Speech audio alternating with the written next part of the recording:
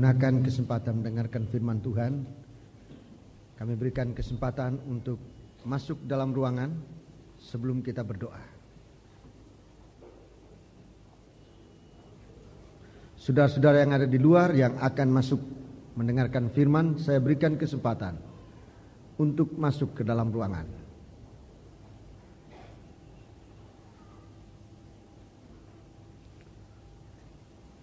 Sementara pintu ditutup untuk kita berdoa.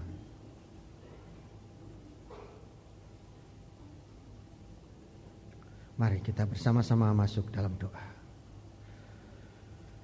Bapa, terima kasih buat kemurahan yang Kau berikan kepada kami untuk duduk di bawah kaki Dikau mendengarkan firman-Mu.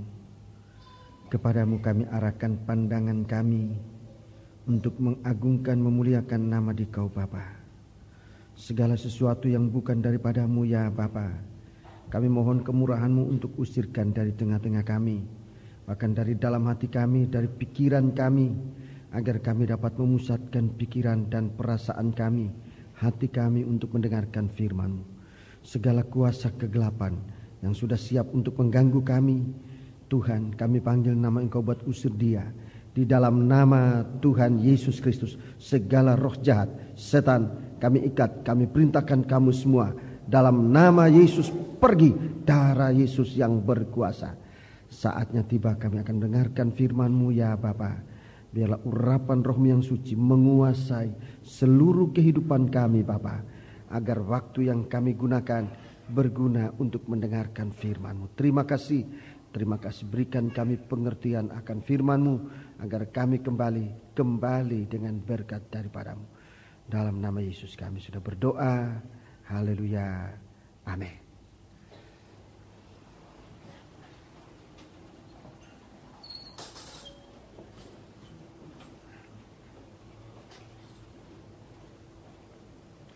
Duduklah dengan tenang dimanapun saudara dapat memanfaatkan tempat-tempat untuk duduk, dan kita akan mendengarkan firman Tuhan. Kita memperhatikan pemberitaan firman Tuhan, dan kita sama-sama menjaga situasi agar di saat pemberitaan firman Tuhan jangan ada satu apapun yang mendapat kesempatan untuk mengganggu kita, baik dari dalam hati kita, dari pikiran kita, dari perasaan kita, maupun segala sesuatu yang mungkin datang dari perkara-perkara luar yang coba mengikuti dan mau mengganggu kita sekalian.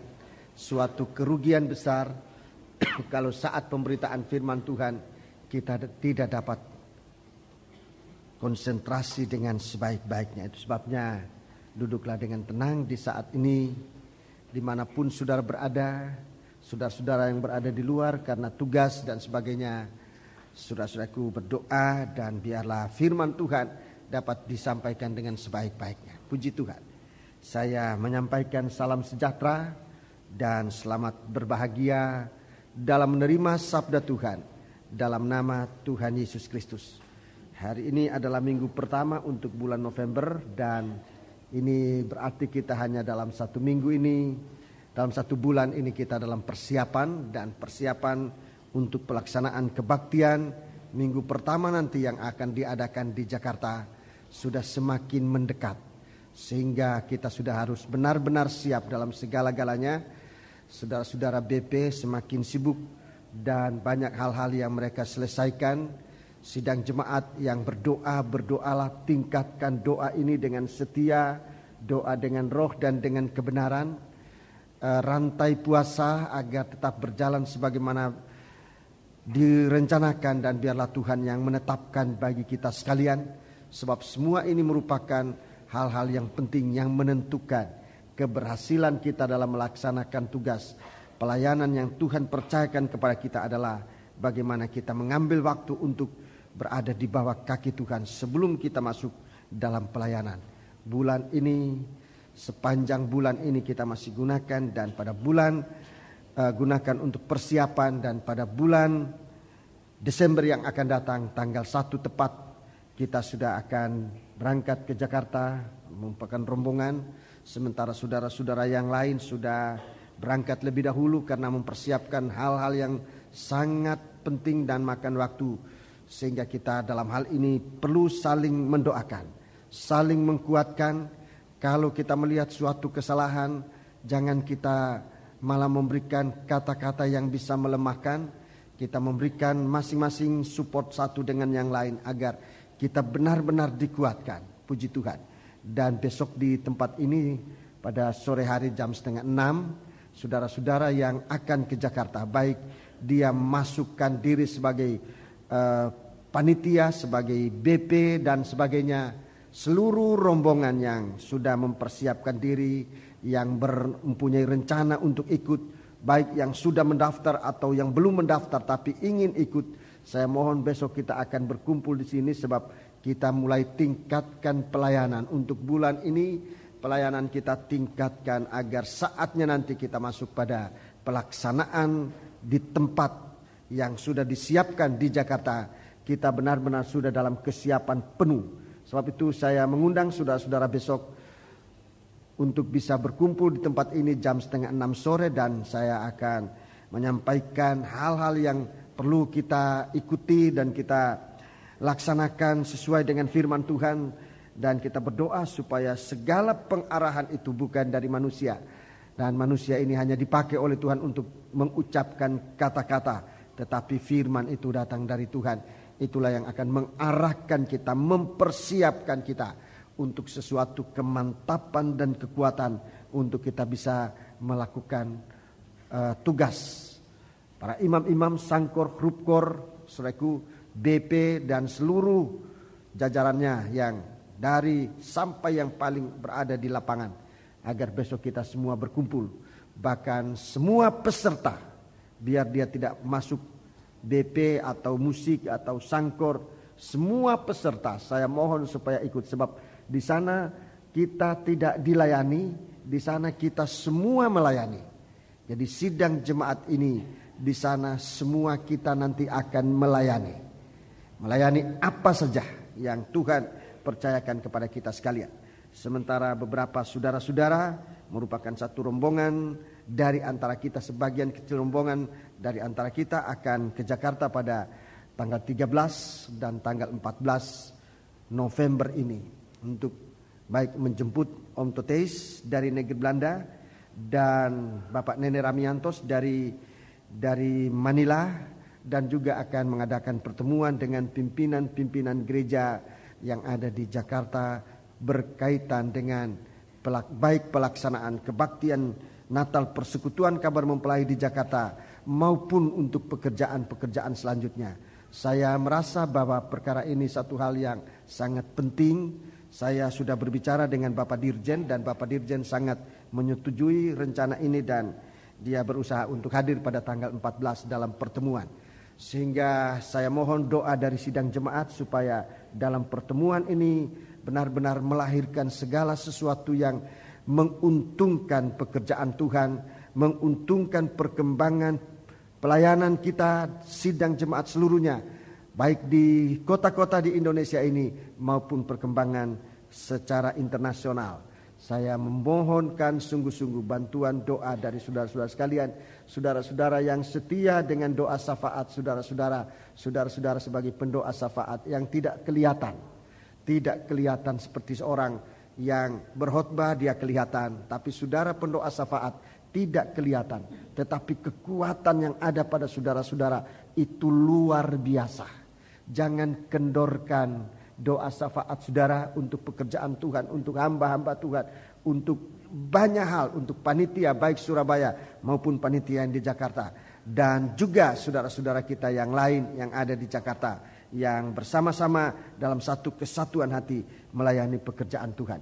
Kita melayani pekerjaan Tuhan, saya mohon supaya dengan roh persaudaraan, jangan ada roh persaingan yang tidak sehat, itu harus kita singkirkan. Tapi dengan roh persaudaraan kita melayani Tuhan.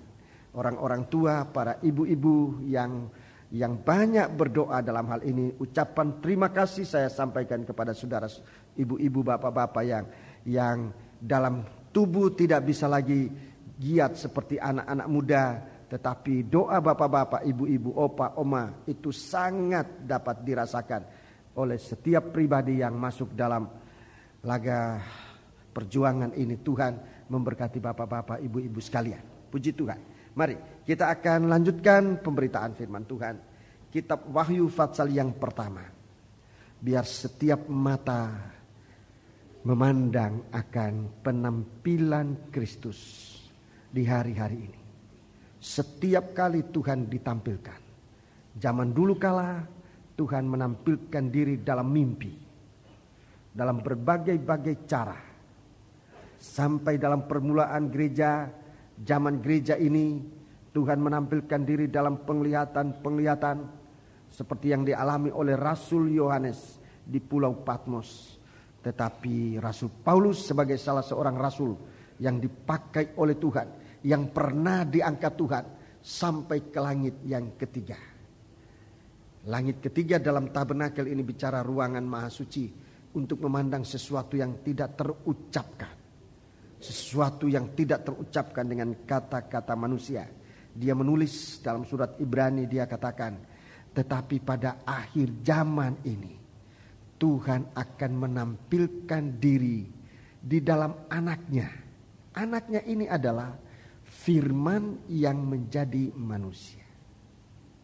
Jadi dalam penampilan firman, dalam pemberitaan firman, ini penampilan Yesus untuk berbicara kepada kita. Tidak lagi kita mengutamakan seperti menunggu saatnya, seperti Daniel, seperti Yohanes di Pulau Patmos.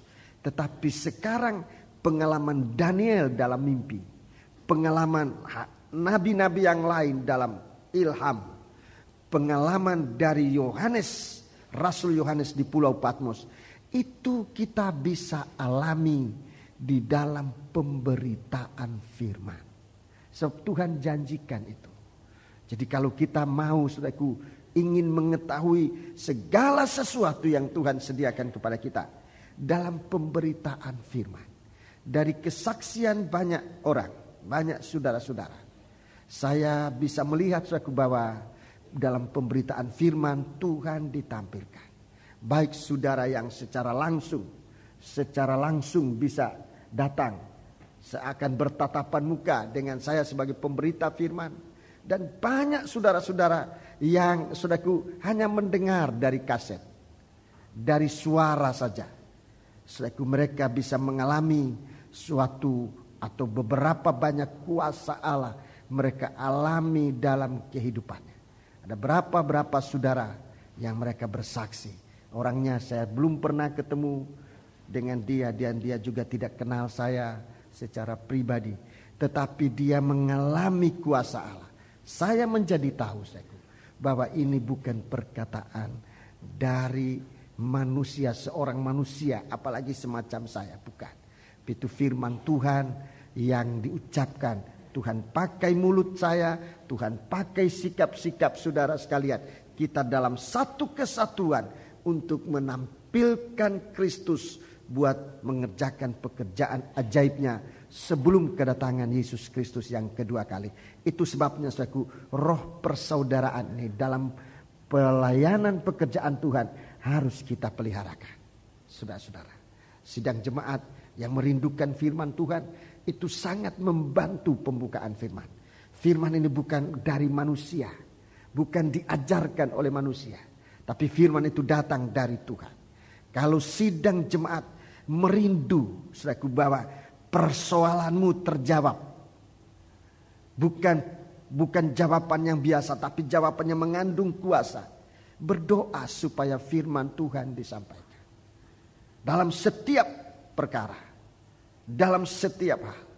Kepada saudara-saudara yang akan masuk dalam nikah, selalu saya pesan kepada mereka, kamu berdoa sebab firman dibutuhkan dalam nikahmu.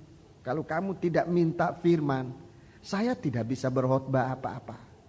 Saudara mohon, selain dari banyak kesibukan persiapan beli ini dan itu yang dipersiapkan untuk pesta, untuk perhelatan dan sebagainya. Tapi seringkali lupa berdoa untuk firman Tuhan. Sehingga permulaan hidup nikahmu tidak digantungi oleh firman Tuhan. Tidak didasarkan pada firman Tuhan. dan perjalanan nikah ini akan banyak masalah yang tidak terselesaikan.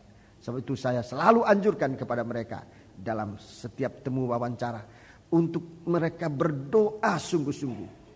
Calon mempelai untuk berdoa supaya Tuhan berikan firman di saat peneguhan dan kata nikah. Dan tidak mustahil juga bahwa pemberitaan firman dalam pemberkatan nikah menjadi berkat bagi yang lain-lain. Sebabnya saya menganjurkan bagi saudara-saudara yang saudara-saudaraku mendapat kesempatan, apalagi sudah sempat diundang oleh kedua mempelai untuk bisa hadir dalam kebaktian peneguhan dan pemberkatan nikah. Itu banyak berkat yang bukan hanya untuk kedua mempelai, tapi untuk semua nikah. Apalagi di saat dulu saudara masuk dalam nikah tidak mendapat pelayanan seperti yang saudara rindukan. Dan ini saya benar-benar menyampaikan kepada sidang jemaat, saudara tidak dilarang untuk masuk dalam kebaktian pemberkatan nikah. Saudara diundang atau tidak diundang oleh kedua mempelai, tapi saya sebagai gembala, saya membuka kesempatan bagi saudara-saudara untuk berada di dalam kebaktian peneguhan dan pemberkatan nikah. Untuk ini saya tidak lupa juga untuk memohon pertolongan baik musik dan saudara-saudara yang ikut dalam pelayanan Sangkor kaum muda, jangan terlalu terlambat supaya saudara-saudara punya pelayanan benar-benar satu pelayanan full. Juga penerimaan tamu saya lihat masih sangat pincang di dalam pemberkatan nikah. Saya mohon penerima tamu untuk bisa siap, dan saudara-saudara yang calon mempelai kedua belah pihak di mana-mana pun untuk juga memperhatikan, menyiapkan agar yang menerima tamu jangan hanya sekedar duduk di meja sana, di bangku di muka meja, tapi juga mempersilakan tamu-tamu, apalagi tamu-tamu yang saudara undang, untuk bisa duduk di tempat yang tepat, yang sangat baik untuk dia bisa mendengarkan firman Tuhan. Puji Tuhan, ini sekedar anjuran saya sebagai gembala, saya bagi saudara-saudara. Sebab pada minggu ini, pada minggu-minggu berikut, bulan ini, bulan depan masih ada yang akan menikah. Dan saudara-saudaraku, bagi saya tidak bisa melakukan seorang diri, sebab begitu berat. Untuk pelayanan dalam nikah itu bukan suatu pelayanan yang ringan, dan itu tidak bisa diwakilkan. Dalam pelayanan ini saya hanya seorang gembala merupakan satu tanggung jawab dalam masuk dalam kehidupan nikah. Puji Tuhan. Mari Wahyu pasal 1, kitab Wahyu pasal pertama. Saya ulangi penampilan Kristus segala secara berurut. Ayat 13, penampilan Kristus sebagai imam besar. Ayat 13 ya. Ayat 13 sebagai imam besar. Ayat 14, Kristus tampil sebagai raja dengan mahkota dan dengan tahtanya. Ayat 15, Kristus tampil sebagai hakim untuk menghakimi, dan penghakiman dimulai dari rumah Allah. Mari kita membaca ayat 15. Ayat 15. Dan kakinya mengkilap bagaikan tembaga. Ya. Dan kakinya mengkilap bagaikan tembaga membara di dalam perapian. Ya. Suaranya bagaikan desau air bah. Ya. Suaranya bagaikan desau air bah. Ayat 16. Dan di tangan kanannya ia memegang 7 bintang, dan dari mulutnya keluar sebilah pedang tajam bermata 2, dan wajahnya bersinar-sinar bagaikan matahari yang terik. Ya, ini penampilan yang luar biasa. Di tangan kanannya ia memegang 7 bintang. Ini 7 bintang sudah dikatakan di sana adalah malaikat ke-7 jemaat bersama dengan seluruh sidang jemaat. Ini penampilan Kristus yang terindah. Dia tampil sebagai imam, sebagai mempelai laki-laki, sebagai anak Allah, sebagai mempelai laki-laki dari surga. Dia menguasai sidang jemaatnya. Dia menguasai 7 bintang. Di tangan kanannya itu berarti dia berkuasa, berhak penuh atas sidang mempelainya. Dia berhak atas istrinya. Sebab memang demikian dalam aturan firman Tuhan. Suami itu tidak berhak untuk dirinya melainkan istri itu. Istri tidak berhak atas dirinya melainkan suami itu. Ini akan saya terangkan jika Tuhan menghendaki dalam kesempatan-kesempatan berikut. Tapi penampilan sebagai hakim ini suku dengan kaki mengkilap bagaikan tembaga membara. Kaki mengkilap bagaikan tembaga membara. Ini suatu penghakiman. Menghakimi segala dosa. Menghukum segala dosa. Agar dosa tidak berkuasa di mana Tuhan berada, bertahta di tengah-tengah sidang jemaat. Dosa tidak bisa berkuasa. Kaki mengkilap dan semua setru ditaruh di bawah kaki ini. Dalam 1 Korintus pasal 15, segala seteru Tuhan ditaruh di bawah kaki Tuhan. Supaya dia akan ditampilkan benar-benar dalam suatu kekuasaan penuh. Sekarang akan saya tunjukkan beberapa hal-hal yang saya akan sampaikan kepada kita sidang jemaat. Saudaraku, dalam penggembalaan supaya saudara melihat dari mana Tuhan memulai penghakiman itu. Dari mana Tuhan akan memulaikan penghakiman itu. 1 Petrus pasal yang keempat. 1 Petrus pasal yang keempat. 1 Petrus pasal yang keempat. Kita membaca mulai ayat 12. Di sini kita bisa melihat api. Nyala api siksaan. Nyala api siksaan. Mulai ayat 12. Saudara-saudara yang kekasih, janganlah kamu heran akan nyala api siksaan yang datang kepadamu sebagai ujian, seolah-olah ada sesuatu yang luar biasa terjadi atas kamu. Ya, jadi ada nyala api siksaan. Nyala api siksaan bukan karena kita berdosa, bukan.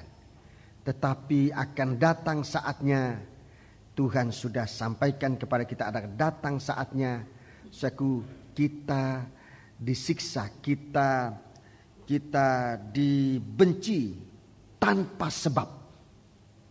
Tanpa sebab. Bahkan akan datang saatnya orang yang membunuh kamu menganggap diri dia sedang berbuat ibadah kepada Tuhan. Itu di dalam Yohanes 16 ayat 1 sampai dengan ayat 3, saudara catat saja di rumah saudara baca. Saya sebut saja. Di sana akan satu waktu nyala api siksaan ini. Kita tidak salah. Kita tidak berbuat apa yang patut kita harus disesah. Kita harus disiksa. Tapi mengalami itu. Itu namanya api siksaan. Itu namanya api siksaan. Nyala api siksaan. Dan Rasul Petrus dia berkata demikian. Itu bukan sesuatu yang luar biasa. Itu bukan sesuatu yang luar biasa. Ini artinya ini justru merupakan cara Tuhan. Dengan matanya yang menyala seperti api.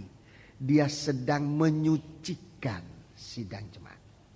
Dia sedang menyucikan sidang jemaat.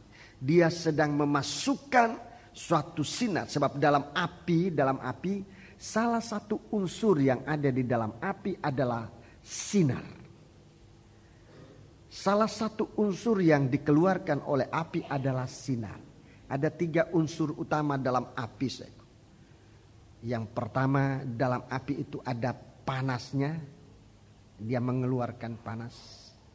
Yang kedua, api itu mengeluarkan satu tenaga, satu daya, itu api. Seperti busi itu mengeluarkan, membangkitkan suatu tenaga, daya. Api itu menampilkan satu unsur kemuliaan, itu sinar, itu cahaya. Itu cahaya. Semacam lampu-lampu ini ada apinya di dalam itu. Menampilkan sinar cahaya. Jadi ini dalam sekali suatu percobaan, kalau kita mengerti benar-benar, sebetulnya di dalam itu untuk menghangatkan kasih kita kepada Tuhan. Di dalam siksaan banyak kali kita menjadi mengerti untuk saling mengasihi. Untuk menyatu saling mengasihi. Itu nyala api. Itu api siksaan. Di dalam hal itu ada satu kemuliaan yang Tuhan sedang sampaikan. Coba baca ayat 13. Ayat 13. Sebaliknya bersukacitalah Ya. sesuai dengan bagian yang kamu dapat dalam penderitaan Kristus, Ya.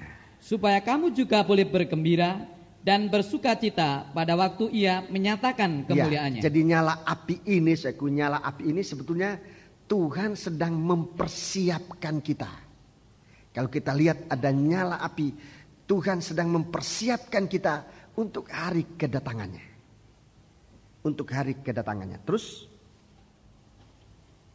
Berbahagialah kamu jika kamu dinista karena nama Kristus. ya, karena dinista karena nama Kristus. Sebab roh kemuliaan yaitu roh Allah ada padamu. Jadi itu roh kemuliaan. Ini sinar terang. Ini roh kemuliaan. Ada pada kamu. Ini yang kita butuhkan di saat Yesus datang kembali. Yesus datang kembali, kita harus memiliki sinar kemuliaan ini. Tanpa sinar kemuliaan kita tidak bisa masuk menjemput dia dalam kemuliaan yang besar. Api siksaan ini akan membangkitkan suatu daya yang nanti akan mengangkat, mengorbitkan kita. Terangkat naik. Itu satu kekuatan yang kita tidak peroleh dari dunia ini. Tidak ada satu motor yang dunia ini bisa mengangkat, mengorbitkan manusia untuk sampai kepada hadirat Tuhan di dalam kerajaan surga kecuali ini. Nyala api ini mempunyai satu kekuatan, suatu daya itu yang melemparkan gereja Tuhan, membawa gereja Tuhan untuk terangkat naik, bisa bertemu dengan Tuhan, bukan di bumi ini, tapi di awang-awang yang permai. Tidak ada kekuatan lain, tidak ada kekuatan lain. Dari sini kekuatan. Dari api ini. Dari api ini itu satu kekuatan yang nanti akan mengorbitkan setiap pribadi. Mengorbitkan gereja Tuhan untuk bisa berada di hadapan Tuhan. Dalam kemuliaan tanpa cacat dan celah. Jadi memang kita tidak bisa menghindar dari api ini. Kalau kita merindu untuk berada di hadapan Tuhan. Jadi dengan cara Tuhan menyucikan kehidupan gereja Tuhan. Di saat kamu menderita karena penderitaan Kristus, roh kemuliaan, yaitu roh Allah ada padamu. 15. Janganlah ada di antara kamu yang harus menderita sebagai pembunuh. Ya, jangan menderita sebagai pembunuh. Atau pencuri. Atau pencuri. Atau penjahat. Ya. Atau pengacau. Ya, jangan menderita karena itu. Kalau itu ada, biarkan nyala api Tuhan. Mata Tuhan menyorot kehidupan kita. Untuk membersihkan segala dosa-dosa kejahatan yang disebutkan ayat 5. Ayat 15 ini. Ayat 16. Tetapi jika ia menderita sebagai orang Kristen. Ya, jika ia menderita karena dia orang Kristen. Maka janganlah ia malu. Jangan ia malu. Melainkan hendaklah ia memuliakan Allah dalam nama Kristus ya, hendaklah ia memuliakan Allah dalam nama Kristus itu. Puji Tuhan. 17. Karena sekarang telah tiba saatnya penghakiman dimulai. Sekarang sudah tiba saatnya penghakiman dimulai. Dan pada rumah Allah sendiri yang harus pertama-tama dihakimi. Pada rumah Allah. Itu sidang. Pada rumah Allah, di situ permulaan. Jadi kalau kita melihat sekarang roh Allah menggunakan firman Tuhan, menggunakan kasih Allah, seperti membakar kehidupan sidang jemaat. Saudara-saudara, untuk kehidupan kita ini mengalami suatu penyucian yang memuncak kepada puncak kesucian maha suci. Gereja Tuhan permulaan yang mendapat sorotan mata Tuhan. Pribadi kita, ibadah kita, pelayanan kita, nikah kita, rumah tangga kita. Sebab Tuhan merindu supaya kamu dan seisi rumah tanggamu diselamatkan. Itu janji Tuhan yang diberikan oleh Tuhan kepada bangsa kafir. Kepada Cornelius, Tuhan, kamu dan seluruh keluarga. Itu janji, itu kemurahan Tuhan untuk kita bangsa kafir ini. Untuk ikut sertakan keluarga kita dalam penyelamatan lewat suraku. Bagaimana kita beribadah kepada Tuhan dengan sungguh-sungguh. Kalau ada seorang dari antara satu keluarga yang belum kenal Tuhan. Kalau ada satu orang yang mau percaya kepada Tuhan. Sesungguhnya Tuhan merindu lewat satu orang ini. Seluruh keluarga itu ikut mendapat keselamatan yang dari Tuhan. Ulangi ayat 17. Karena sekarang telah tiba saatnya penghakiman dimulai. Ya, ini permulaan, dimulai. Dan pada rumah Allah sendiri yang harus pertama-tama dihakimi. Rumah Allah sendiri yang pertama-tama harus dihakimi. Dan jika penghakiman itu dimulai pada kita, bagaimanakah kesudahnya dengan mereka yang tidak percaya pada Injil Allah? Jadi kita sekarang penghakiman, perhatikan.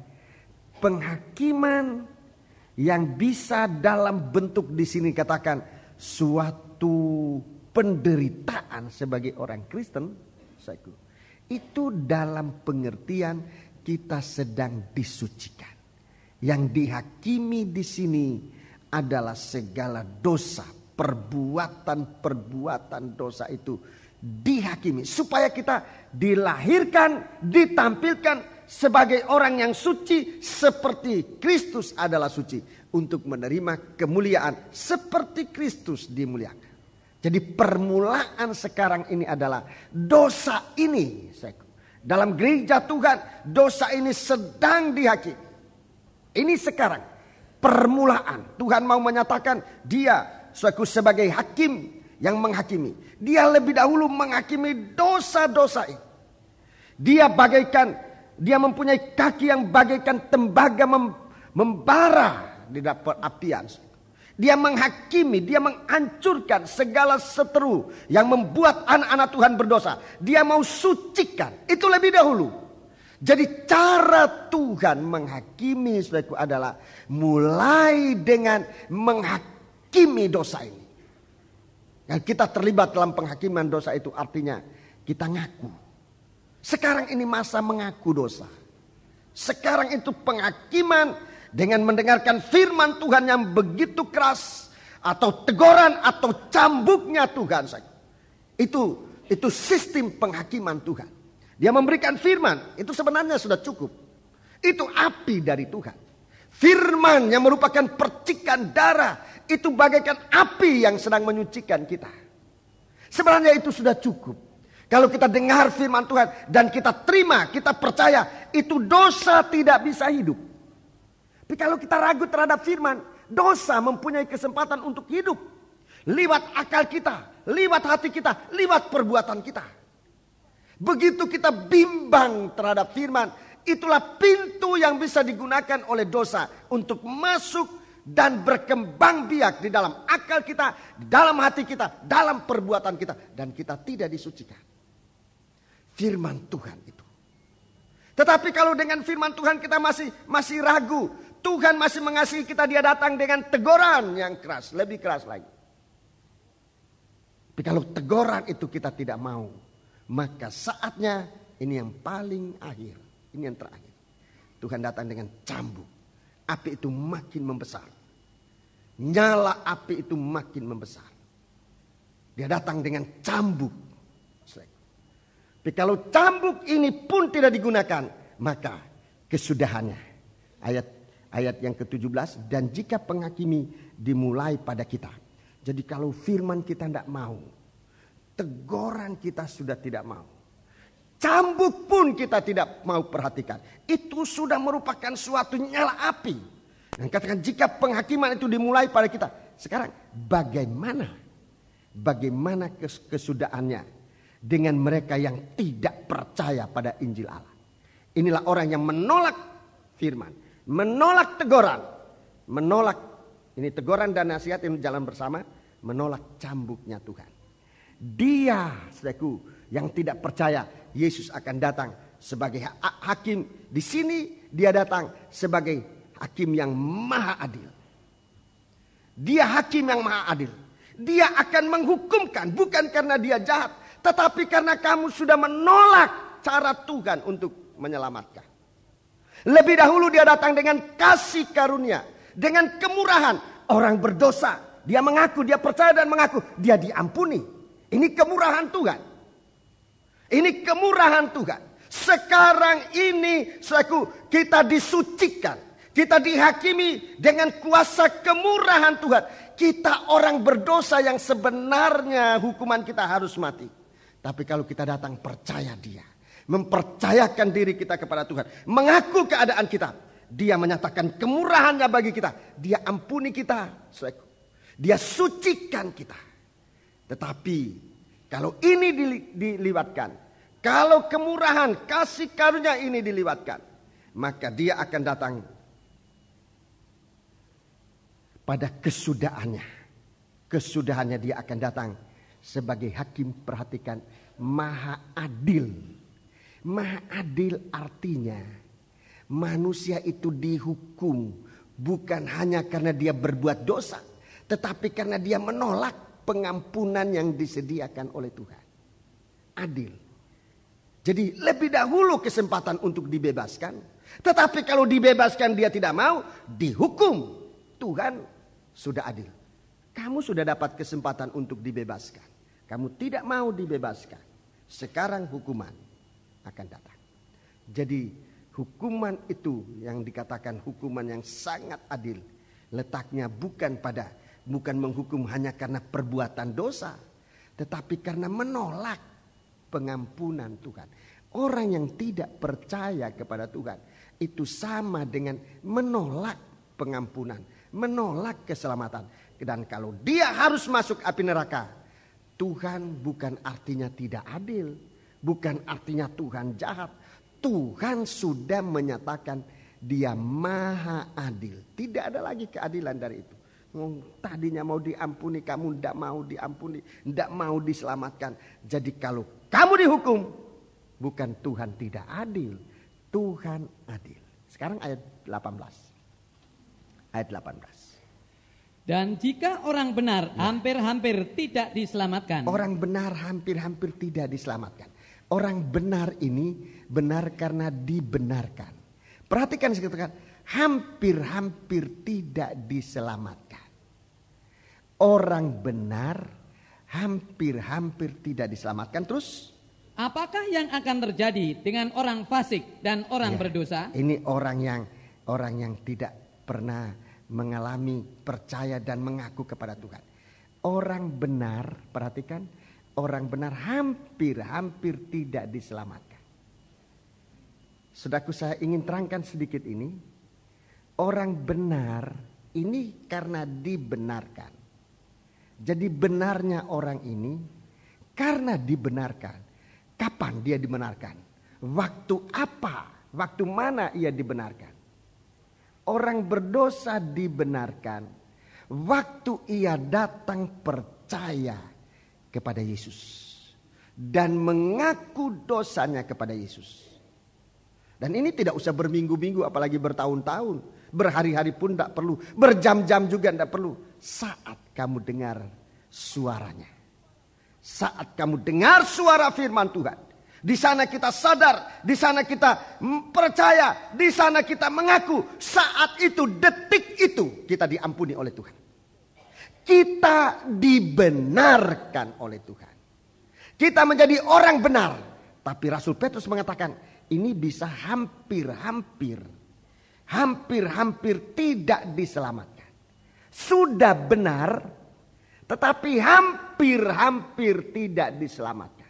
Mengapa hampir-hampir tidak diselamatkan? Saudara lihat, di dalam praktek hidup dari banyak orang Kristen. Berapa banyak orang Kristen yang sudah minta ampun dosa. yang memang diampuni oleh Tuhan. Tetapi dalam perjalanan hidupnya kembali berbuat dosa. Di saat itu saudaraku, kuasa pengampunan itu gugur. Orang yang tadinya benar tidak diselamatkan, tetapi dia kembali binasa.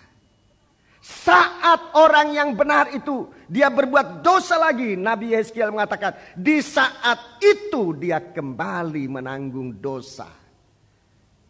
Itu sebabnya kita harus sebagai orang yang sudah dibenarkan oleh Tuhan, sekarang berusaha bersama Tuhan untuk bukan berbuat dosa lagi, tetapi menjauhi dosa-dosa, menjauhi segala kejahatan.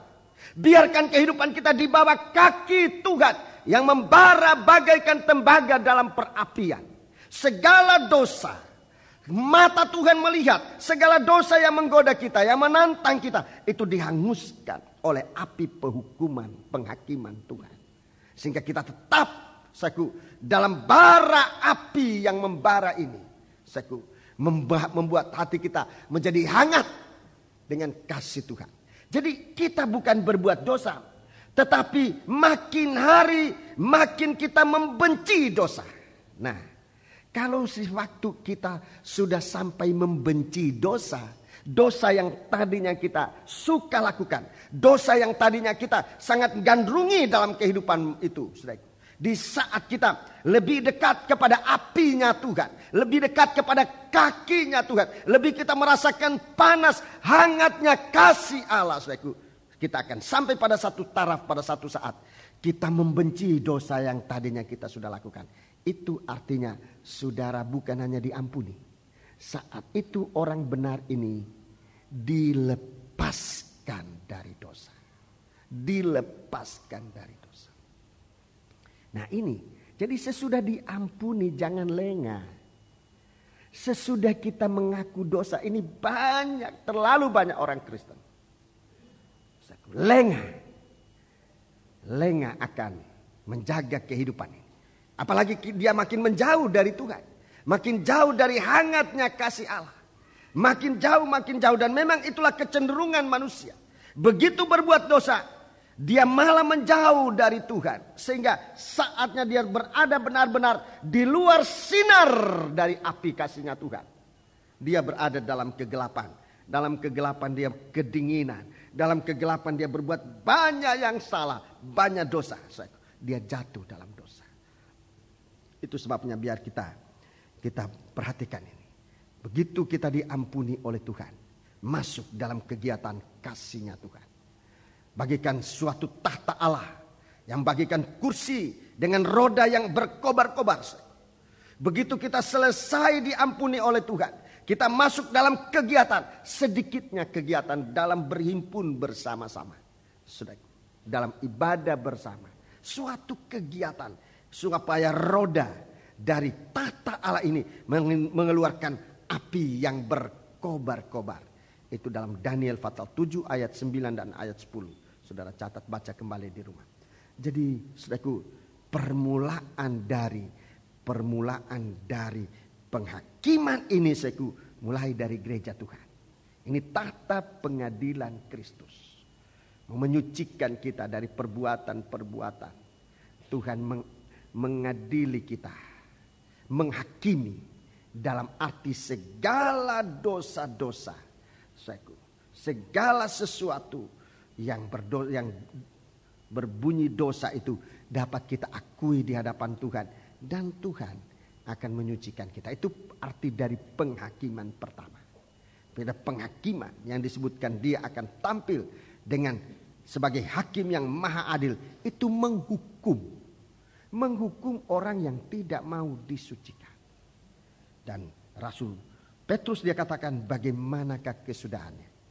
Dia tidak mampu mengucapkan betapa penderitaan itu sangat dahsyat jika Tuhan datang sebagai hakim yang maha adil.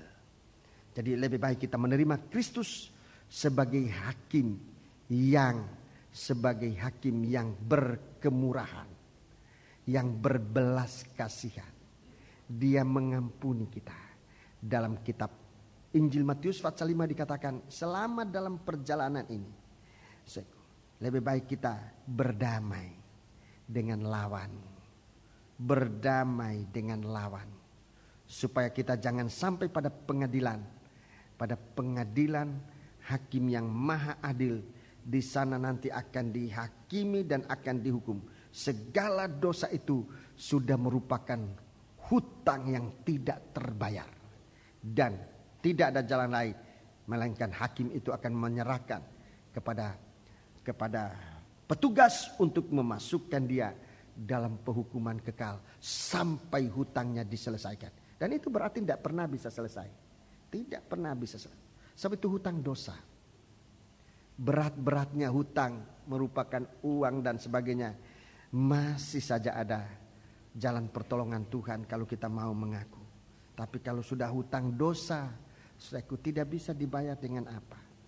Ada hutang budi dan sebagainya masih saja bisa dibayar. Tapi kalau sudah namanya hutang dosa, hanya satu yang bisa membayar. Itulah Yesus Kristus dengan darahnya. Kalau Yesus ini ditolak, tidak ada lagi yang dapat membayar utang itu. Kita sendiri tidak bisa. Orang tua kita tidak bisa. Uang kita tidak bisa. Kepandaian kita tidak bisa membayar utang itu. Yang bisa membayar hanyalah darah Yesus. Kita untuk darah ini kita hanya terima. Itu namanya kemurahan Allah. Kalau kita mau terima itu, kita sudah berada pada permulaan yang sangat baik untuk masuk dalam hidup yang kekal. Dalam kedudukan sebagai hakim ini, sebagai hakim yang disebutkan dalam ayat yang ke-15 tadi, Yesus tampil sebagai hakim yang berbelas kasihan, yang penuh dengan kemurahan, dan dengan sebagai hakim yang maha adil. Dia tampil juga dengan suaranya. Dan ayat 15, suaranya bagaikan desau air bah. Suaranya bagaikan desau air bah. Sudah, gemuruhnya air bah. Saudara-saudara. Dan di zaman kita sekarang, Saudaraku, hampir tidak terdengar air bah ini. Ada banjir di jalan-jalanan setiap kali hujan, tapi tidak mengeluarkan suara gemuruh bagaikan desau air bah.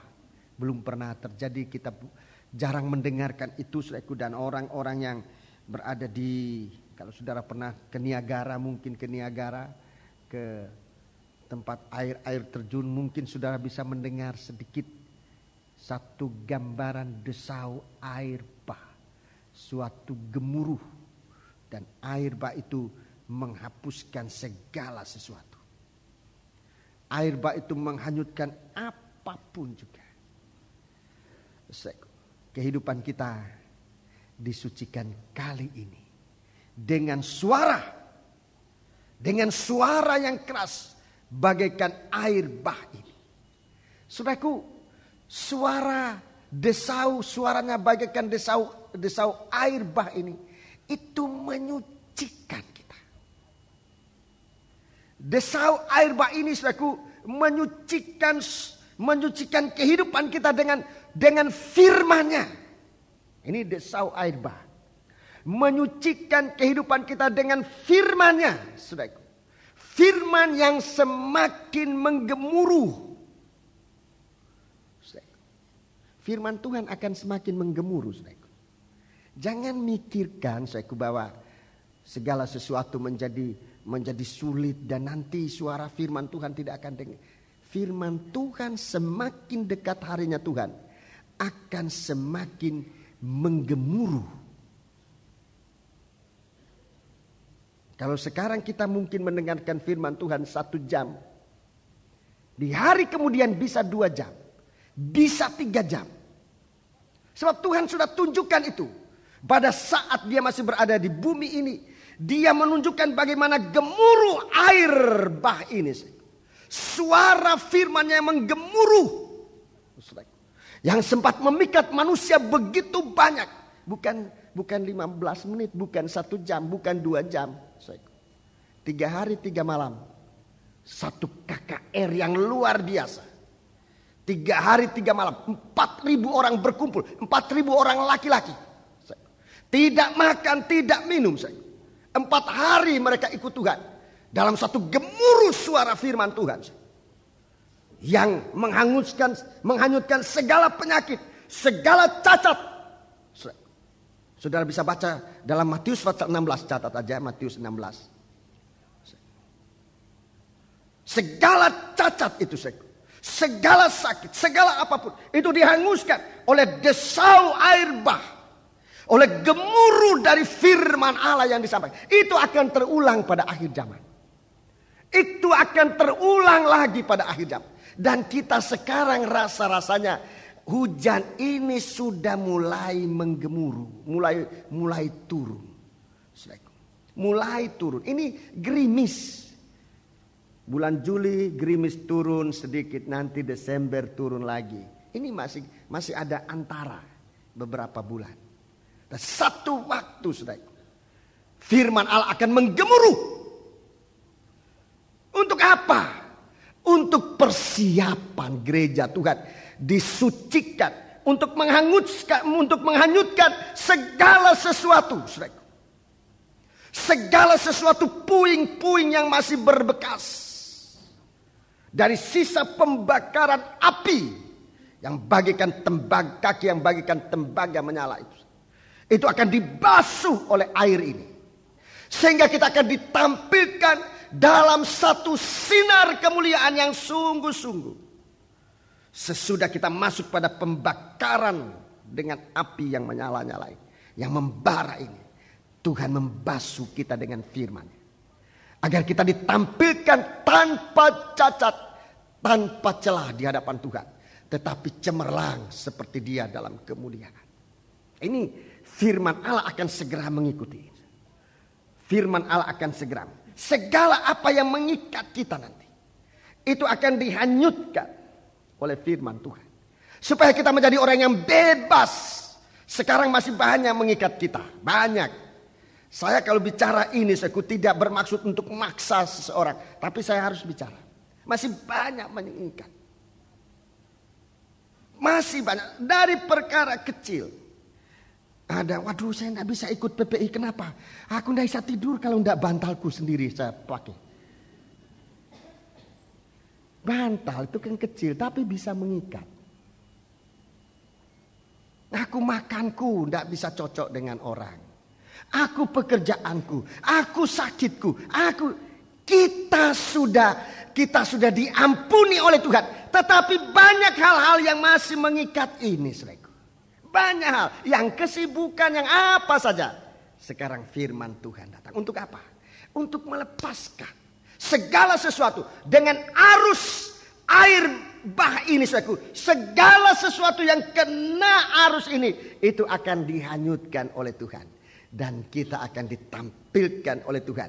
Bukan hanya orang yang suci, tetapi menjadi orang yang bebas bagi Tuhan. Di saat itu kita tidak ingat apa-apa lagi yang mengikat kehidupan kita. Hidup kita hanya untuk Tuhan. Sekarang kita masih terbelah dua. Rasul Paulus katakan, kita masih memikirkan bagaimana dunia berkenan kepada kita.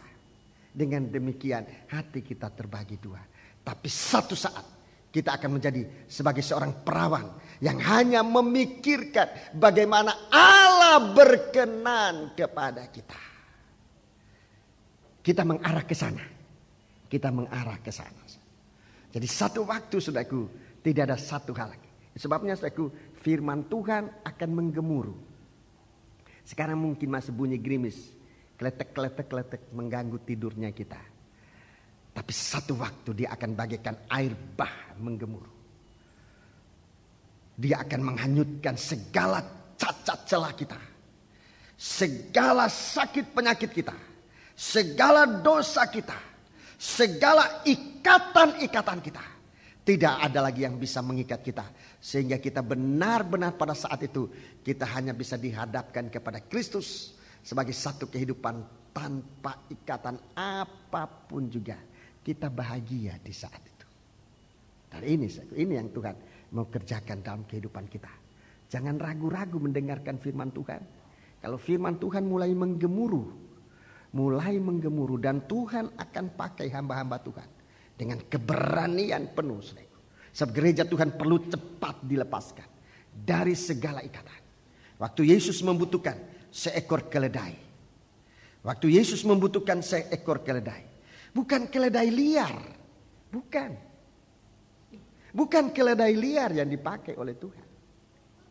Bukan keledai. Waktu Yesus mau masuk ke Yerusalem. Dia masuk sebagai raja, sebagai mempelai. Dia duduk di atas seekor keledai. Tuhan tidak mencari seekor keledai liar. Tidak. Tidak. Keledai itu bangsa kafir. Keledai itu bangsa kafir yang harus dipatahkan lehernya. Itu keledai. Yang harus dipatahkan lehernya. Tetapi kalau keledai itu mau hidup, dia harus ditebus dengan seekor anak domba. Bangsa kafir ini bagaikan keledai. Saya tidak sempat menerangkan mengapa saya sebut bangsa kafir ini digambarkan seperti seekor keledai. Atau seekor keledai ini menggambarkan bangsa kafir. Itu ada ayat-ayatnya. Pagi hari ini saya akan makan waktu terlalu panjang. Saya sebut saja.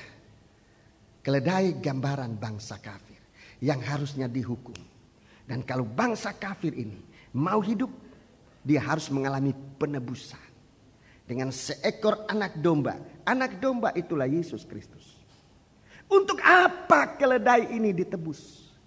Untuk apa keledai ini ditebus? Dia punya maksud. Allah punya maksud dengan bangsa kafir. Allah punya rencana dengan kita bangsa kafir. Dan rencana itu sangat besar. Sebab di atas keledai ini, di atas bangsa kafir ini, Kristus akan duduk di atasnya. Kristus akan bertahta di dalam gereja Tuhan. Bangsa kafir. Untuk apa? Untuk membawa masuk ke Yerusalem baru. Kota mempelai. Gereja Tuhan terdiri dari bangsa kafir. Mempunyai kesempatan untuk ditunggangi oleh Yesus. Tetapi keledai yang mana? Bangsa kafir yang mana? Bangsa kafir yang sedang diikat. Keledai yang sedang terikat, bukan yang terlepas, bukan yang liar, bukan. Keledai yang sedang tertambat. Memang tidak disebutkan dalam Injil Matius, tidak disebutkan tertambat di mana. Tetapi dari berkat Yehuda, jelas dia katakan bahwa keledai ini ditambat pada pokok arah, pada pokok anggur. Pokok anggur itulah Yesus. Dengan pekerjaan penyucian. Dia akan membasuh jubahnya dengan air buah anggur. Dia membasuh kehidupan ini. Dengan darah Kristus. Kita tertambat. Kita terikat pada Kristus Yesus. Bukan kepada manusia siapapun juga. Bukan kepada organisasi. Sebab tidak ada organisasi yang kuat bagaikan pokok itulah Kristus. Tidak ada organisasi yang tidak goyah. Sekarang organisasi semua goyah.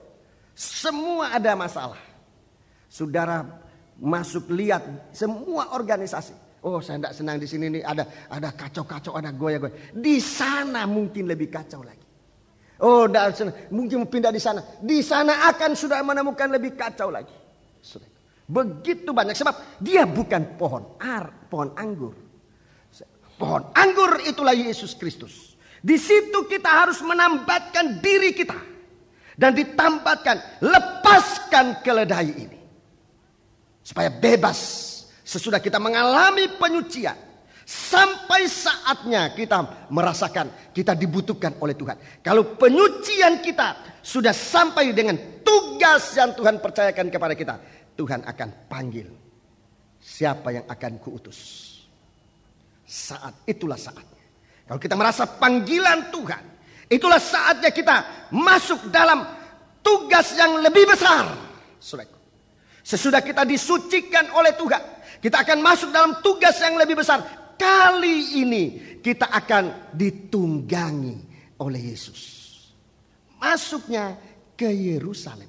Kalau Yesus dipermuliakan, sang keledai juga ikut mengalami kemuliaan. Kalau Yesus yang menunggangi kehidupan kita, kalau Yesus dimuliakan, kafir yang ditunggangi ini juga akan mengalami kemuliaan. Tidak usah kita cari kemuliaan dari diri kita. Tidak perlu. Berikan dirimu ditunggangi oleh Yesus. Tetapi perhatikan di hari-hari ini. Yesus yang tampil sekarang. Dengan pengajaran yang begitu jelas untuk membawa kita kepada kehidupan yang sempurna. Membawa kehidupan kita untuk mengenal Dia secara lengkap. Saudaraku. Mau menunggangi kita. Membawa kita kemanapun juga. Saudaraku, kemanapun. Masuk ke desa kalau memang arahnya ke situ. Masuk ke kota lain, ke negara-negara lain. Kita bisa berkeliling dunia ini, saudaraku. Kalau kita ditunggangi oleh Kristus, oleh firman Allah ini untuk dibawa kemana-mana. Bukannya satu perkara yang mustahil. Tapi saudara perhatikan di hari-hari ini ada penunggang yang lain. Yang juga siap. Ada penunggang yang lain. Yang juga menunggangi keledai. Namanya Bileam. Namanya Bileam. Bileam ini tidak membawa berkat tapi mau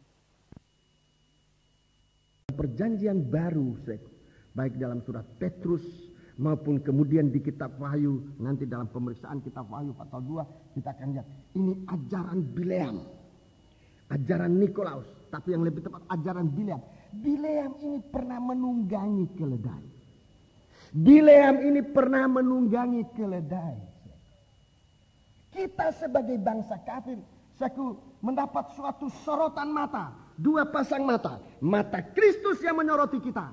Untuk ditunggangi kalau kita terikat pada pokok anggur. Tapi kalau kita menjadi seekor keledai yang liar. Yang tidak tergembalakan dalam penyucian Tuhan. Bileam ini banyak. Apa ini Bileam? Ajaran yang dibenci oleh Tuhan. Pengajaran sesat yang dibenci oleh Tuhan. Yang sangat dibenci oleh Tuhan. Lebih baik kita membaca Wahyu pasal 2 ayat 6 dan ayat yang ke-14. Ayat 6 lebih dahulu. Tetapi ini yang ada padamu, yaitu engkau membenci segala perbuatan pengikut-pengikut Nikolaus, yang juga kubenci. Ya, ini satu pengajaran sesat yang mau masuk. Tetapi jemaat di Efesus ini tidak memberi dirinya untuk ditunggangi. Untuk ditunggangi oleh pengajaran ini. Ini pengajaran ini jemaat Efesus. Ada pengajaran Nikolaus. Pengajaran Nikolaus ini pengajaran yang mau menguasai massa. Dia di mana-mana. Dia yang utama, pokoknya jumlah lebih besar. Ini Nikolaus. Bagaimana orang begitu atau sebanyak-banyaknya bisa dikuasai. Ini Nikolaus. Dia punya pengajaran dan pengajaran ini sangat memikat hati masyarakat. Ini Nikolaus. Kemudian yang kedua ini yang berbahaya. Ayat 14. Tetapi aku mempunyai beberapa keberatan terhadap engkau. Ya, aku mempunyai beberapa keberatan di antara engkau. Di antaramu ada beberapa orang yang menganut ajaran Bileam. Ini bukan membenci pengajaran perbuatan pengikut Nikolaus. Tetapi sudah menerima. Sudah menganut ajaran Bileam. Terus? Yang memberi nasihat kepada Balak untuk menyesatkan orang Israel. Ini pengajaran untuk menyesatkan bangsa Israel. Supaya mereka makan persembahan berhala dan berbuat zina. Ini Bileam. Punya pengajaran. Saudara-saudara. Dia menunggang keledai. Menunggang keledai. Keledai ini ditunggangi oleh pengajaran sesat. Gereja itu ditunggangi oleh pengajaran sesat. Untuk menyesatkan anak-anak Tuhan. Jadi dua penunggang ini sudah siap untuk menunggangi siapapun juga. Kalau kita menjadi orang yang terikat kepada Kristus sebagai pokok anggur. Kita terikat bukan hanya di tali ini, tetapi bagaikan carang pada pokok anggur. Itu artinya kita ada dalam persekutuan. Kita mengikatkan diri kita dalam persekutuan dengan pokok anggur yang benar. Kristus akan menunggangi kita.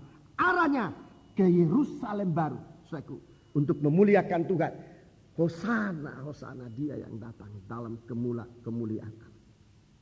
Tapi kalau tidak, Bileam sudah siap untuk menunggangi. Ini yang akan terjadi dalam gereja Tuhan. Saudaraku, kita bangsa kafir di hari-hari. Kalau tidak Bileam, Kristus. Tapi kalau tidak Kristus, Bileam. Apa pengajaran yang benar, yang membawa kepada kebenaran, kesucian sampai kepada kesempurnaan, itu yang menunggangi kita. Atau kita ditunggangi oleh Bileam.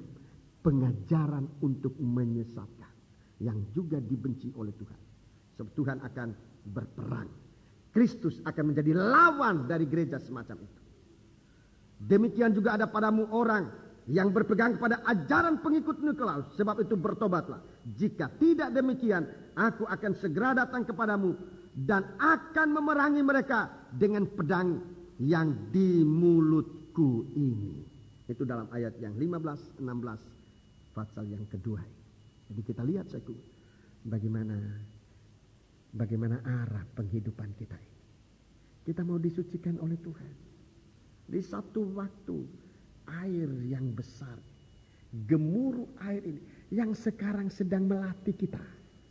Kalau kita mendengar gemuruh ini, di suatu waktu saat Yesus akan datang sebagai Raja. Perhatikan, semua anak-anak Tuhan yang sudah mendengarkan suara gemuruh ini, ia akan ikut bersuara kembali. Dan kali ini suara gemuruh ini terdiri dari suara begitu banyak orang. Itu adalah hari kesudahan. Yesus datang sebagai mempelai dan kita masuk dalam perjamuan malam pesta kawin anak domba Allah. Hanya orang yang mendengar gemuruh air bah, itu yang nanti dari mulutnya ada gemuruh yang akan gemuruh bagaikan air bah yang akan keluar. Dan itu berarti dia masuk dalam kesukaan Tuhan, pesta perjamuan. Kalau sekarang kita tidak mendengar gemuruh itu, kita tidak bersuara seperti gemuruh itu. Kalau sekarang kita mendengar gemuruh suara itu, atau suara yang bergemuruh itu, kita nanti akan juga bersuara yang bergemuruh bagaikan air bah. Wahyu 19. Wahyu 19. Wahyu 19. Wahyu 19.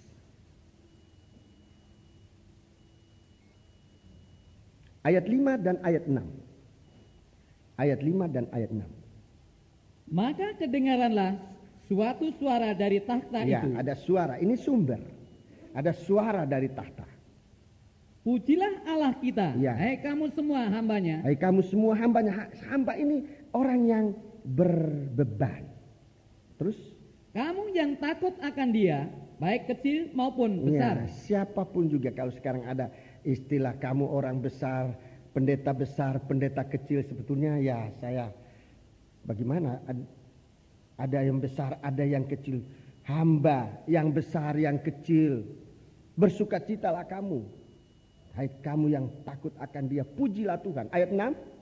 Lalu aku mendengar seperti suara himpunan besar orang banyak. Ya, seperti himpunan besar orang banyak. Seperti desau air bah. Seperti desau air bah. Dan seperti deru guruh yang hebat katanya. Seperti deru guruh yang hebat katanya. Haleluya. Ya. Karena Tuhan Allah kita yang maha kuasa telah menjadi raja. Telah menjadi raja.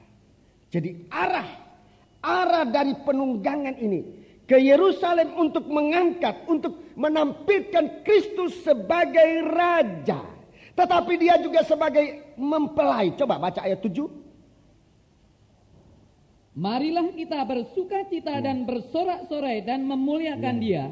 Karena hari perkawinan anak domba telah tiba dan pengantinnya telah siap sedia. Iya. Jadi ini suara semakin membesar. Suara yang menunjuk kepada Yesus sebagai raja.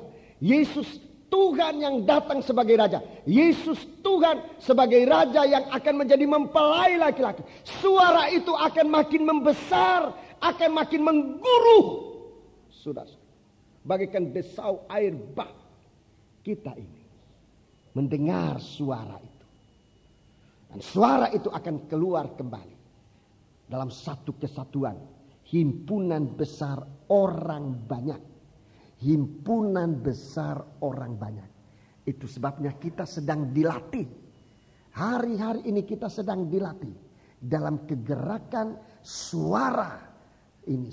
Suara yang menunjuk kepada Yesus adalah Tuhan yang sudah menjadi Raja, yang datang menjadi mempelai.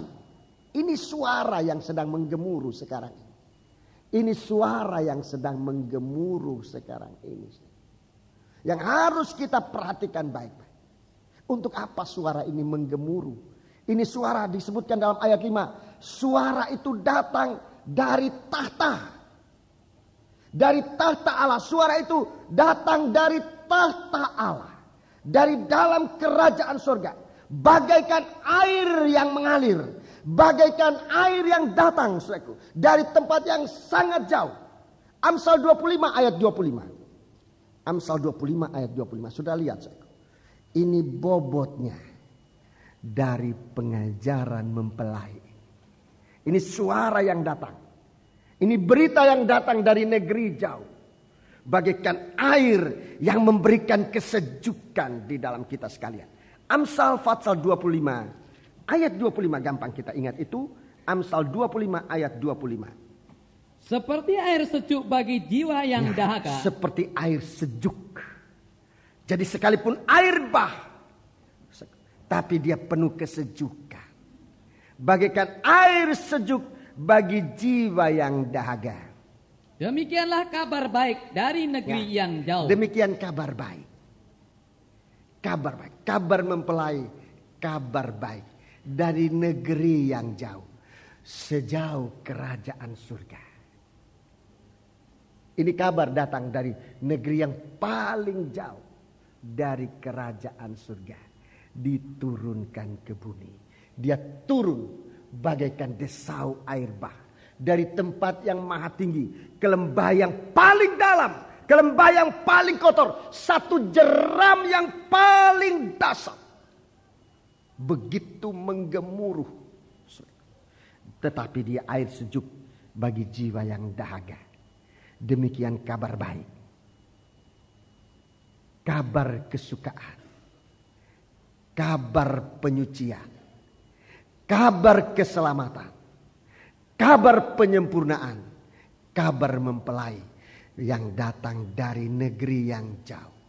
Negeri yang jauh bukan di dunia ini. Di dunia ini tidak ada yang jauh. Saudara berbicara di sini, orang Amerika sudah dengar. Kejadian di sini, saudara belum tahu. Orang di luar negeri sudah tahu. Tidak ada lagi negeri yang jauh. Di bumi ini tidak ada yang jauh lagi. Sudah tidak ada yang jauh. Saudara berbisik di sini didengar oleh orang Eropa. Didengar oleh orang Australia. Didengar di mana saja. Saudara hanya berbisik. Apa yang saudara lakukan sekarang sudah bisa kelihatan di mana-mana. Negeri ini bukan negeri yang jauh lagi. Bumi bukan negeri yang jauh. Negeri yang jauh itulah sorga. Dari tahta itu mengalir air. Yang menggemuruh bagaikan desau air bah. Tetapi menyegarkan jiwa orang yang dahaga. Banyak orang dahaga. Sekarang biar kita yang membawa berita ini kemanapun. Yang paling dekat tugas kita nanti ini ke Jakarta. Saudara-saudaraku. Tapi lebih dahulu kita harus mengalami bagaimana kita kena air ini. Belajar bisa mendengar air bah yang menderu ini. Bagaikan desau air bah. Kalau kita mengerti, kalau kita paham desau air bah ini, kita akan bisa menggemuruh bersama dengan sekian banyak orang. Di catatan kita, mana Pak Frans sudah berapa dari jemaat? 300 atau 450 orang. 450 orang. Coba 450 orang semua menggemuruh. 450 orang menggemuruh. Tidak hanya ikut-ikutan, menggemuruh. Belum yang lain-lain yang tidak sempat mendaftar itu, saya banyak dengar itu. Menggemuruh. Saya kira satu gedung semacam lapangan tenis tertutup itu bukan apa-apa. Kalau kita di sana semua menggemuruh. Menggemuruh yang teratur seirama dengan irama gemuruhnya. Saudaraku, air sejuk yang datang dari negeri yang jauh. Itu segala sesuatu, tembok perselisihan, tembok pemisahan. Saudaraku, itu dirobohkan dan kita akan menjadi satu kesatuan. Gemuruh ini akan menjadi lebih besar. Tahun depan kita diundang ke Mesir. Undangan resminya sudah datang. Ke Mesir. Saudaraku, jangan, iya. Orangnya datang ke sini sangat merindu. Saya tidur dibangunin. Bangun bro, kita mau ngomong-ngomong soal. Ngomong-ngomonglah kami di Westin waktu itu. Kami juga terima iya, tapi ya apa benar enggak. Sebab halangan banyak. Tetapi sampai di sana utusan yang pernah mendengar gemuruh ini. Gemuruh ini. Bukannya mustahil gemuruh ini nanti akan diperdengarkan. Di Mesir. Bukan Kairo tapi kota Alexandria. Kota pelabuhan. Di Laut Tengah. Saudara-saudaraku. Kita diundang. Tapi jangan dulu pikir itu, pikir Jakarta dulu. Ya. Sebelum Jakarta, pikir menderunya air dalam Bible study. Menderunya air dalam Bridgestone. Menderunya air dalam kebaktian umum. Supaya saudara menjadi orang mahir. Di sana jangan ada suara fals. Sementara orang diberkati oleh Tuhan. Jangan ada suara fals sementara menggemuruhnya air ini. Saya minta ini dari kita. Saya tidak maksa saudara harus ini enggak. Tetapi kalau saudara bersuara fals, saudara sedang terlepas. Saudara sedang terlepas. Itu yang disayangkan. Saya sebagai gembala bicara ini dari hati yang mengasihi Tuhan. Mengasihi saudara-saudara sekalian. Jangan ada suara fals. Falsnya bukan suara tali suara ini. Tetapi artinya ngomong yang sumbang yang sementara orang dalam sukacita. Sementara orang dalam berkat. Dan suara ini akan nanti menyatu. Suara ini akan menyatu. Dari setiap kelompok ini. Itu nanti akan menjadi satu kelompok himpunan banyak orang. Waktu itu hanya satu perkataan. Haleluya. Hanya satu perkataan. Tetapi untuk sampai kepada satu perkataan ini. Kita melewati begitu banyak latihan dari Tuhan. Jadi bukan haleluya yang seperti kita omong asal ngomong haleluya. Saudara-saudara itu sudah mati haleluya. Si Anu sudah kena celaka haleluya. Orang celaka kok haleluya. Bukan haleluya semacam itu saudaraku. Kita mengarah kepada haleluya yang sesungguhnya. Yang mempunyai kuasa menggemuruh bagaikan air bah. Saudaraku. Jangan ada bahasa lain. Bahasa ini bahasa digunakan oleh seluruh dunia. Dan kita akan bertemu di sana. Satu pertemuan yang indah. Tapi sebelumnya Tuhan mulai menghakimi. Dari dalam gereja Tuhan. Waktu kita dalam Bridgestone kita sedang dihakimi. Supaya kita suci. Waktu kita dalam Bible study kita dihakimi. Supaya kita suci. Waktu dalam kebaktian umum semacam ini. Kita dihakimi supaya kita suci. Supaya dari mulut kita ini nanti hanya keluar satu perkataan. Yang memuliakan namanya. Haleluya. Ini. Dalam surat Ibrani pasal 13. Kita dibawa. Seperti Kristus. Bagaikan domba, bagaikan binatang yang menjadi korban pendamaian dibakar di luar perkemahan. Begitu juga mari kita keluar ke tempat itu. Kita menanggung penderitaan. Ini api pembakaran. Supaya dari mulut kita hanya keluar satu suara. Dengan kaki bagaikan bara api yang membara dalam perapian. Begitu Tuhan meremukkan segala musuh-musuh. Untuk apa Tuhan meremukkan segala musuh ini? Untuk apa Tuhan meremukkan segala musuh? Filipi pasal 2 ini ayat terakhir. Filipi pasal 2. Filipi pasal 2. Supaya suara kita jangan fals, jangan sumbang. Tapi kita mengeluarkan satu suara yang seirama dan kuat berkuasa. Filipi pasal 2. Kita membaca ayat yang ke-9. Ayat 8. Dan dalam keadaan sebagai manusia, ia telah merendahkan dirinya dan taat sampai mati, bahkan sampai mati di kayu salib. Ayat 9. Itulah sebabnya Allah sangat meninggikan dia dan mengaruniakan kepadanya nama di atas segala nama. Jadi kita lihat bagaimana penampilan Kristus diulangi di sini. Sebagai hamba yang taat, sebagai raja yang memiliki suatu kekuasaan, saudaraku, dan tahta ia ditinggikan. Ayat 10. Supaya dalam nama Yesus bertekuk lutut segala yang ada di langit. Supaya di dalam nama Yesus bertekuk lutut segala yang ada di langit. Ini sebagai hakim, dia menaklukkan segala seterunya. Ditaklukkan apa yang ada di langit. Itulah setan. Dan yang ada di atas bumi. Ada di atas bumi itulah nabi-nabi palsu. Dan yang ada di bawah bumi. Ada di bawah bumi itulah antikris. Terus? Dan segala lidah mengaku. Ini tujuannya. Supaya lidah kita ini. Supaya mulut kita. Supaya lidah kita mengaku. Yesus Kristus adalah Tuhan bagi kemuliaan Allah Bapa. Ya, haleluya. Itu suatu pengakuan Kristus adalah Tuhan. Bagi kemuliaan Tuhan. Allah Bapa kita. Haleluya. Jadi lidah kita ini mendapat suatu kebebasan dan suatu kuasa yang penuh, perkataan yang berwibawa untuk berbicara haleluya. Pujian kita harus ditingkatkan sampai pada ayat 11 ini. Para sangkor, pimpinan sangkor. Pujian kita harus meningkat sampai pada ayat 11.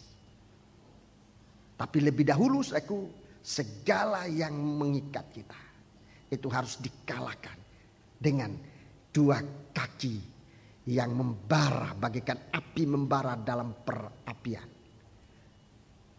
Bagaikan tembaga membara dalam perapian.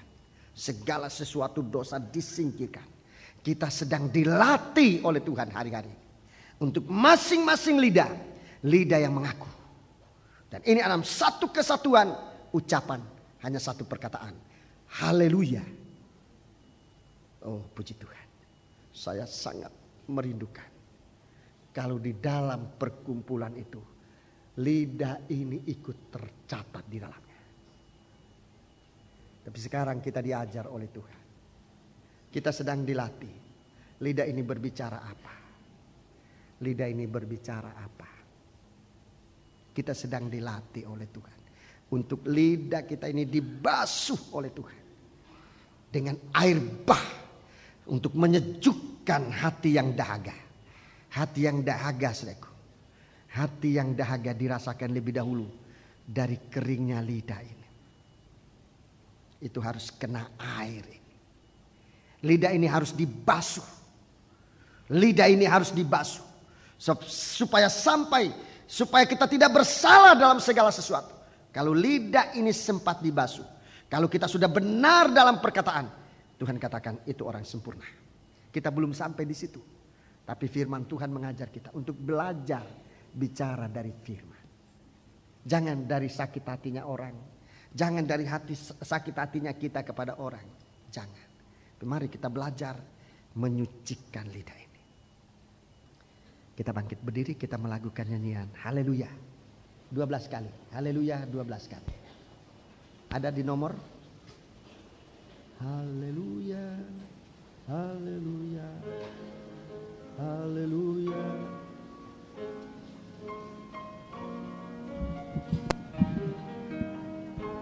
Kita bangkit berdiri.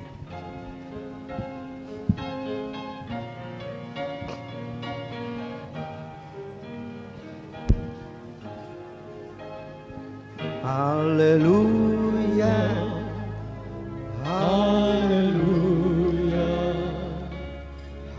haleluya, haleluya, haleluya.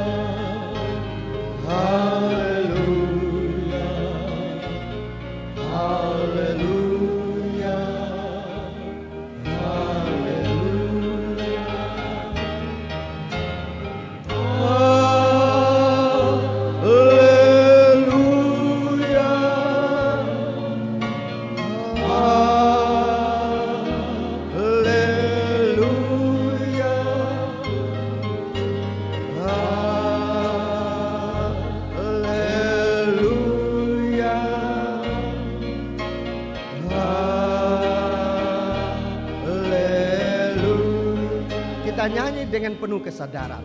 Haleluya, haleluya, haleluya, haleluya, haleluya, haleluya, haleluya, haleluya. Dari atas.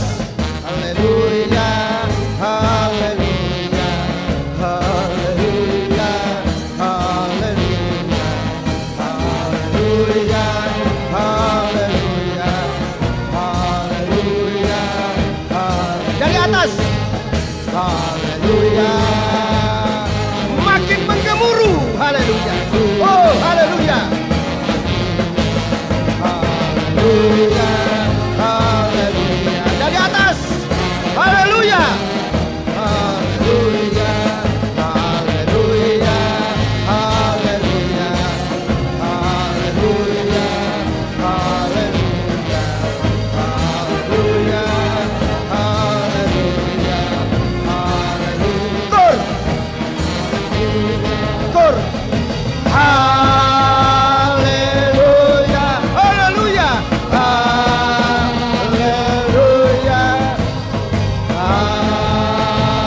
Haleluya, Kor, angkat tangan. Haleluya, haleluya, haleluya, haleluya, haleluya, haleluya, haleluya, haleluya, haleluya, haleluya,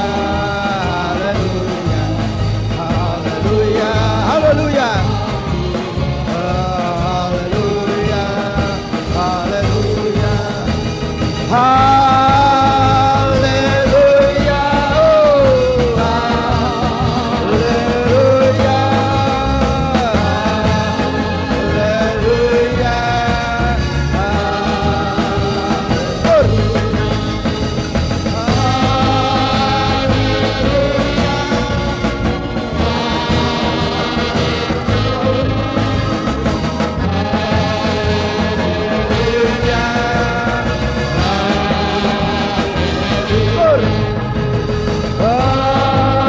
haleluya, haleluya, dan mereka bertahta di tengah-tengah umat. Haleluya, haleluya, haleluya, haleluya, haleluya, haleluya. Kita menyembah Dia. Haleluya.